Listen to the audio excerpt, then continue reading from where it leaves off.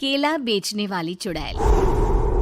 एक बार की बात है, जादूपुर नाम के एक गांव में करतब दिखाती एक औरत एक रेड्डी के लिए गांव में आती है। आइए आइए मेहरबान कदरदान, खाइए रोहड़ा के ताजे ताजे केले। कभी खाए नहीं होंगे ऐसे केले, पीले पीले केले खाइए। ये कहकर रोहड़ा हाथों में 4 केले लिए उन्हें सर्कल में जोर जोर से हवा में उछालती हुई करतब दिखाती है, जिसे देखकर आसपास के सारे बच्चे अपने अपने मम्मी पापा से उस औरत के पास जाने की जिद करने लग जाते हैं। पापा, ऐसा तो सर्कस में बॉल से होता है ना, ये आंटी तो केले से कर रही है। चलिए ना पापा, देखते हैं। रोहड़ा एक पतली सी तार पर चलती हुई केलों से करतब दिखाती है। आते जाते सभी लोग बाहर रुककर उसके करतब देखते हैं और वाह वाही करते नहीं थकते। जैसे ही एक आदमी पास आकर उसे पैसे देने लग जाता है, तब वो कहती है, अरे नहीं नहीं साहब, मैं करतब तो बच्चों के मन को बहलाने के लिए करती हूँ। धंधा तो मेरा केले का है। पीछे देखो मेरी रिड्डी, जो भी मेरे केले खाएगा मेरी तरह चुस्त दुरुस्त और तंदुरुस्त हो जाएगा। पता चलता है क्या कि मेरी उम्र 55 की है। अरे पर ऐसे ठंड के मौसम में कोई केला क्यों खाएगा? ये ऐसे वैसे केले नहीं है साहब, ये शरीर में गर्मी देते हैं। ठंड को दूर भगाए जो भी रोहिणा के केले खाए। पापा, अगर मुझे केले नहीं मिले तो मैं घर नहीं जाऊंगी। तभी उसके पापा कहते हैं कि बेटा, केले ठंड में कभी गर्मी नहीं देते। ये सब कहने की बातें हैं, सामान बेचने का तरीका है इनका। पर पिंकी नहीं मानती। मैं केले खाऊंगी। पिंकी की जिद के आगे नत्थू हार जाता है और उसे केले खरीद कर दे देता है। पिंकी खुश होकर केले घर ले आकर खाती है। अब मैं भी करतब करूंगी, कितना मजा आएगा। जादुई केले। पिंकी पहला केला खत्म भी नहीं करती कि वो बेहोश हो जाती है। दूसरे केले से एक काला धुआं आता है और रोहड़ा चुड़ैल बनकर बाहर निकल आती है। मेरे भूतिया केले बच्चे न खाए, ऐसा हो ही नहीं सकता। जादूपुर वालों, कब तक बचोगे? आ गई हूं मैं रोहड़ा, जिसका कोई नहीं कर सकता सामना। रोहड़ा पिंकी को गोद में उठाकर काले धुएं में कहीं गायब हो जाती है। शाम के वक्त नत्थू घर लौटता है और पिंकी को घर में ना पाकर उसकी माँ से कहता है, माँ पिंकी कहाँ है? अरे बेटा, उसे तो तू सुबह करतब दिखाने ले गया था ना, फिर कहाँ वापस आए तुम दोनों? मुझे लगा तू उसे अपने साथ मंडी ले गया होगा। हे भगवान, मेरी बच्ची कहाँ गई? मैं उसे घर ही तो छोड़कर गया था माँ।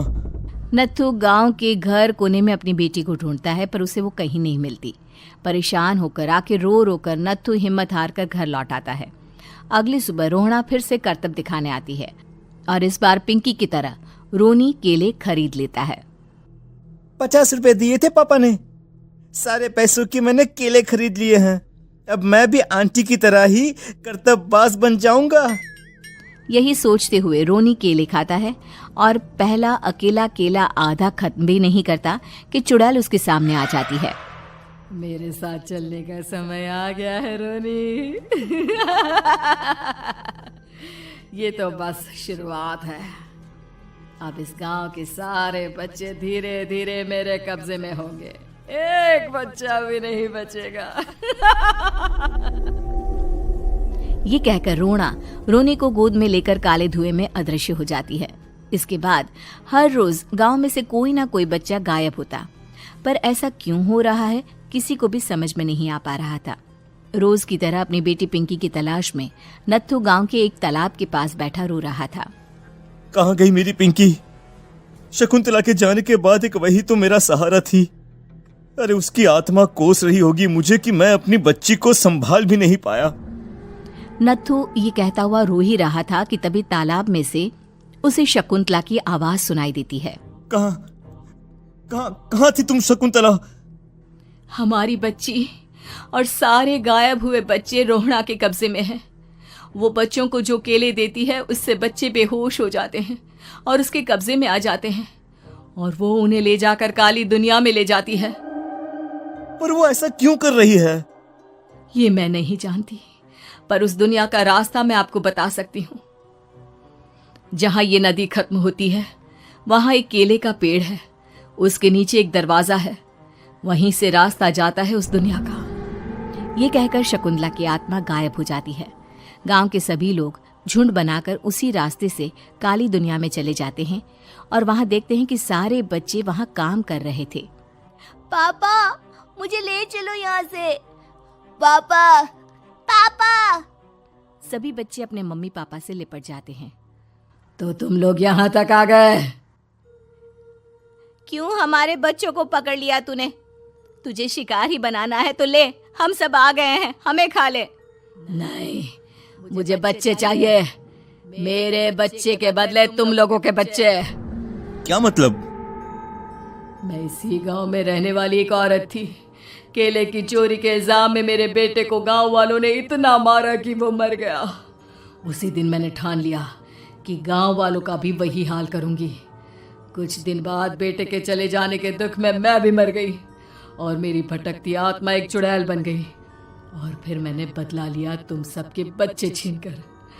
बर्दाश्त नहीं कर पाए ना? सोचो मुझ पर क्या बीती होगी। हमें माफ कर दो रोना। पता नहीं ये किसकी गलती थी, पर हम सभी माफी मांगते हैं।